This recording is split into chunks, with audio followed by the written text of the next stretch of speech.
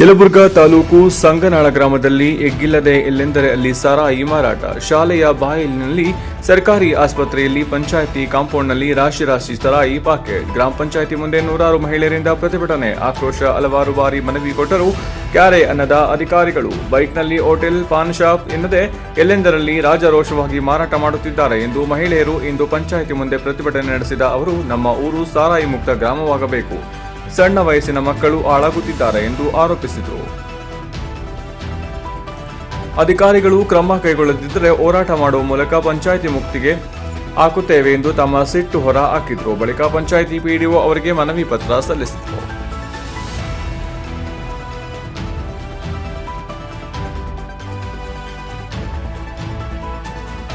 ಹೇಳ್ರಿ madam. Sir, ನಾವು ಸಂಗನಾಳ ಮಹಿಳಾ ಝಾನ್ಸಿ ರಾಣಿ ಒಕ್ಕೂಟದಿಂದ ಪ್ರತಿಭಟನೆ ಮಾಡಕತ್ತೀವಿ ಸರ್.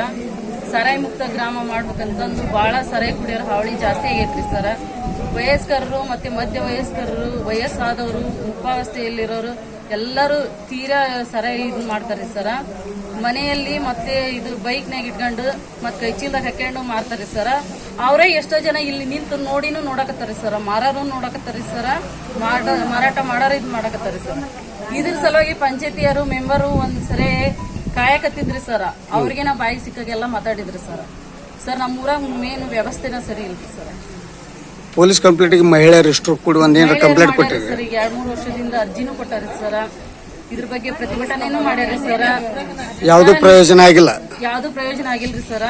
ನಿಷ್ಠೂರವಾಗಿ ಮಾತಾಡೋರಿಗೆ ಹಿಂದೆನೂ ಇದು ಮಾಡ್ಯಾರಿ ಸರ್, ಅವ್ರಿಗೆ ಅವಮಾನನೂ ಮಾಡ್ಯಾರಿ ಸರ್. ಅಂದ್ರ ಹೆದರಿಕೆ ಹೋಗ್ಸಾರಿ ಸರ್, ಹೆದರಿಕೆನೂ ಹೋಗ್ಸಾರಿ. ಯಾರಿಂದ ಹೆದರಿಕೆ ಆಗತ್ತೆ? ಸಲ್ಲದ ಮಾತುಗಳನ್ನು ಮಾತಾಡ್ಯಾರಿ. ಯಾರಿಂದ ಹೆದರಿಕೆ ಬರ್ತಾವ್ರಿ ಮೇಡಮ್? ಮಾರೋರ್ಲಿಂತ್ರ ಬರ್ತಾವ್ರಿ. ಅವ್ರಿಗೆ ಬೇಡದವ್ರು ಮಾಡ್ತಾರಿ, ಯಾಕಂದ್ರೆ ಅವ್ರದ್ದು ವ್ಯವಹಾರ ಹಾಳಾಗತ್ತ ಅನ್ನೋದಕ್ಕೂ ಮಾಡ್ಯಾರಿ ಸರ್. ಈಗ ಅವ್ರಿಗೆ ಲಿಂಕ್ ಇರ್ತೈತ್ರಿ ಸರ್, ಅವ್ರು ಹೇಳ್ತಾರ್ರಿ. ಇಲ್ಲ ಅಂದ್ರೆ ಮುಂದೆ ಅಷ್ಟು ನಿಂತು ಮಾತಾಡೋರು ಸಪೋರ್ಟ್ ಇರ್ತದೆ. ಬಹಳ ಸಪೋರ್ಟ್ ಐತ್ರಿ. ಅದನ್ನ ಮಾರಾಕಂತ ಬಹಳ ವ್ಯವಸ್ಥೆ ಈಗ ಮಾತಾಡಿ ಹಿಂದ್ ಹೋಗಿ ಅದನ್ನ ಮಾಡಿದ್ರು ಅಲ್ರಿ ಸರ್. ಅದನ್ನ ಕಾರ್ಯಗತ ಮಾಡ್ಬೇಕ್ರಿ ಸರ್. ಅದನ್ನ ನಿರ್ವಹಣೆ ಮಾಡ್ಬೇಕು ಸರ್. ನಾವು ಪ್ರತಿಭಟನೆ ನಿರ್ವಹಣೆ ಮಾಡ್ಬೇಕ್ರಿ. ಅದನ್ನ ನಿರ್ವಹಣೆ ಮಾಡ್ತಾನೆ ಯಾವ್ದಕ್ಕೆ ಇದಾಗಲ್ರಿ. ಮುಂದಿನ ನಿಮ್ ಕ್ರಮ ಹೇಗಿರುತ್ತೆ ಮೇಡಮ್? ಈಗ ಜಾರಿಗೆಗೊಳಿಸಿ ಸಾರಾಯಿ ಮುಕ್ತ ಗ್ರಾಮ ಮಾಡಿದ್ದು ಒಳ್ಳೇದು ಸರ್. ಇಲ್ಲಾಂದ್ರೆ ಮುಂದಿನ ದಿನಗಳಲ್ಲಿ ನಾವು ಹೆಚ್ಚಿನ ಕ್ರಮ ತಗೊಂತೀವಿ ಸರ್, ಹೋರಾಟ ಮಾಡ್ತೀವಿ ಸರ್. ಮತ್ತೆ ಜಿಲ್ಲಾಫೀಸ್ ಎಲ್ಲಿ ಹೋಗಂದ್ರೆ ಹೋಗ್ತೀವಿ ಸರ್. ಇದ್ರ ಬಗ್ಗೆ ಮಾತಾಡ್ತೀವಿ. ಜಿಲ್ಲಾಫೀಸಿಗೆ ಹೋಗಿ ನಾವು ಕ್ರಮ ತಗೊಳಕ್ಕೆ ಇದ್ರಿ ಸರ್. ನಾವು ಕಂಪ್ಲೇಂಟ್ ಮಾಡ್ತೀವಿ ಸರ್. ಶಾಲೆ ಮಕ್ಕಳು, ಕಾಲೇಜ್ ಮಕ್ಕಳು ಹಾಳಾಗತ್ತವ್ರಿ ಸರ್. ಜಾಸ್ತಿ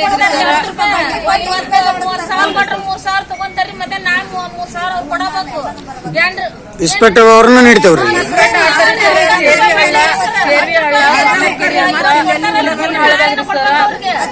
ಹೋಗಿ ಎಲ್ಲಿ ಜನ ಜಾಸ್ತಿ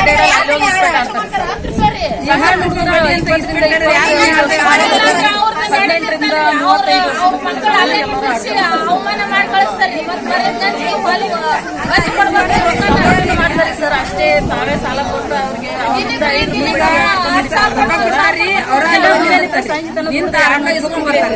ಮನೆಗೆ ಹೆಣ್ಮಕ್ಳು ಏನ್ ಮಾಡ್ಬೇಕು ಸರ್? ಅವ್ರ ಮಕ್ಳು ಏನ್ ಮಾಡ್ಬೇಕು? ಹಿಂಗತಿ ಆದ ಎಜುಕೇಶನ್ ಹೆಂಗೆ ಆಗತ್ರಿ?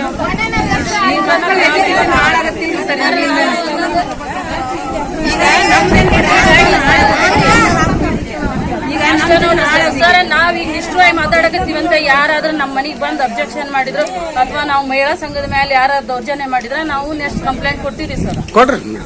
ನಮ್ಗೆ ಹೇಳೋದು ಅಧಿಕಾರಿ ಸರ್. ಇದೀಗ ಹೇಳಕತ್ತೀವಿ ಸರ್. ಹಿಂಗ್ ಹೇಳಿದ್ರು ಇವ್ರು ಅಂತ ಯಾರಾದ್ರು ದೌರ್ಜನ್ಯ ಮಾಡಿದ್ರೆ ಅವ್ರಿಗೆ ನಾವು ಕಂಪ್ಲೇಂಟ್ ಮಾಡ್ತೀವಿ, ಅವ್ರಿಗೆ ಮುಂದಿನ ಕ್ರಮ ಕೈಗೊಳ್ತೀವಿ ಸರ್. ಈಗ ನಾವು ಪಂಚಾಯತಿಗೆ ಬಂದು ಪ್ರತಿಭಟನೆ ಮಾಡಬೇಕು ಸರ್. ಮಹಿಳೆಯರು ಬಂದು ಜಜ್ಮೆಂಟ್ ಸರ್, ಯಾಕೆ ಸರ್ ಇಷ್ಟು ಜನ ಗಂಡ ಅವ್ರು ಬಂದು ನಮ್ಗೆ ಪ್ರತಿಭಟನೆ ಮಾಡ್ಬೋದಲ್ಲ ಸರ್? ಯಾಕೆ ಅವ್ರಿಗೆ ಬೇಕಾಗಿಲ್ಲ ಸರ್?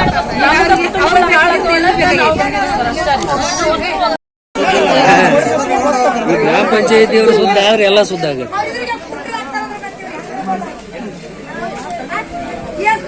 ಮೇಡಮ್, ಇಷ್ಟು ಮಹಿಳೆಯರು ನಿಮ್ಮ ಪಂಚಾಯತಿ ಮುಂದೆ ಪ್ರತಿಭಟನೆ ಮಾಡಕತ್ತಿದ್ದಾರೆ.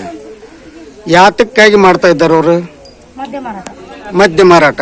ಎಗ್ಗಿಲ್ಲದೆ ಯಾವುದೇ ಭಯವೇ